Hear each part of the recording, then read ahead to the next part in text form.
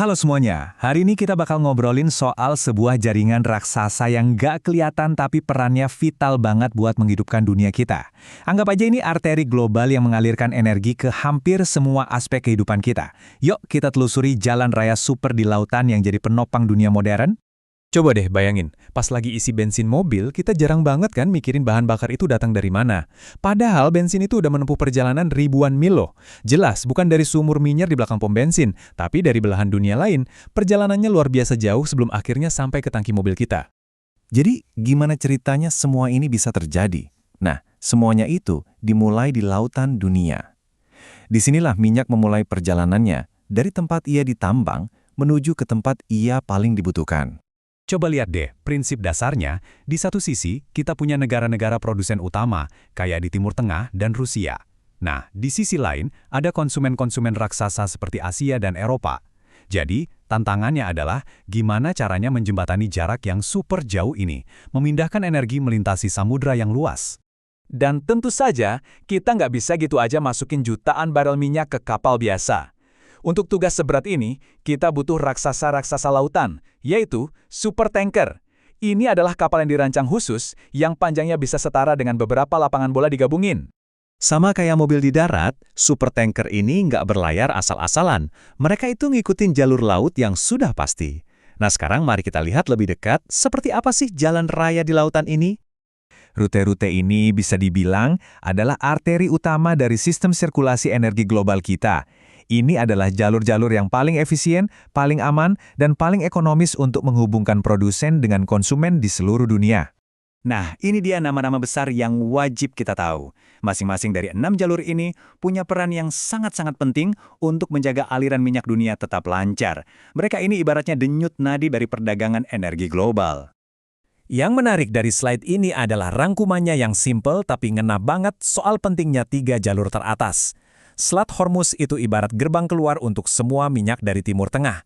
Selat Malaka itu jalur kehidupan buat perdagangan di Asia. Dan terusan Suez, wah, itu jalan pindas vital yang bisa menghemat waktu dan uang dalam jumlah yang luar biasa besar. Tapi, adanya jalan raya ini juga menciptakan satu kelemahan yang luar biasa besar. Sistem ini punya titik-titik lemah, atau yang dikenal dengan istilah choke points, alias titik sumbat. Nah, disinilah segalanya menjadi sangat genting. Jadi, apa sih sebenarnya choke point itu? Gampangnya gini, bayangin aja sebuah koridor sempit yang harus dilewati oleh lalu lintas kapal dalam jumlah yang masif. Karena sempit banget, gangguan sekecil apapun di sini bisa menyebabkan kemacetan total di seluruh dunia. Dan dari semua titik sumbat yang ada di dunia, nggak ada yang lebih penting atau lebih rentan dibandingkan yang satu ini, Selat Hormuz. Coba deh resapi angka ini, 21 juta barel minyak. Itu bukan per bulan atau per minggu loh, itu setiap hari. Sejumlah besar energi dunia harus melewati jalur air yang sempit banget ini. Luar biasa kan? Dampaknya gila banget. Selat Hormuz sendiri mengendalikan lebih dari 1/5 pasokan minyak dunia. Selat Malaka adalah jalur tersibuk di planet ini. Dan terusan Suez itu bisa memangkas ribuan kilometer dari rute pelayaran. Jadi kalau salah satunya terganggu, efeknya bakal terasa di seluruh dunia.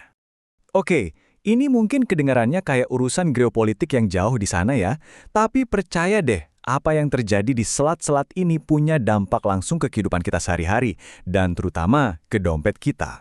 Nah, ini dia pertanyaan kuncinya. Apa sih konsekuensinya kalau salah satu arteri vital ini tersumbat, bahkan cuma untuk sementara waktu? Ini dia efek dominonya. Sebuah blokade, sekecil apapun, akan menyebabkan penundaan pengiriman. Ini akan mengurangi pasokan minyak yang tersedia di pasar global. Nah, hukum ekonomi dasar mengajarkan kita, kalau pasokan turun, harga pasti naik. Dan kenaikan harga minyak itu nggak berhenti di situ aja, tapi merembet ke seluruh sektor ekonomi. Jadi, intinya begini, gangguan di Selat Hormuz itu artinya kita bakal bayar lebih mahal untuk bensin. Artinya, tagihan listrik kita bisa naik. Bahkan harga barang-barang di toko pun ikut terpengaruh, karena semuanya butuh transportasi. Jadi ini benar-benar berdampak ke semua orang. Pada akhirnya, inilah yang harus kita ingat. Kesehatan ekonomi global dan kenyamanan hidup kita yang modern ini sangat bergantung pada kelancaran kapal-kapal tanker raksasa ini berlayar dengan aman melewati beberapa jalur air tersempit di dunia. Nah, ini meninggalkan kita dengan satu pertanyaan yang menarik banget buat direnungkan. Kita semua tahu minyak itu sangat berharga, tapi setelah melihat betapa rapuhnya rute pengirimannya, mungkinkah jalan raya laut ini justru lebih penting daripada muatan yang mereka bawa? Sebuah pemikiran untuk kita bawa pulang.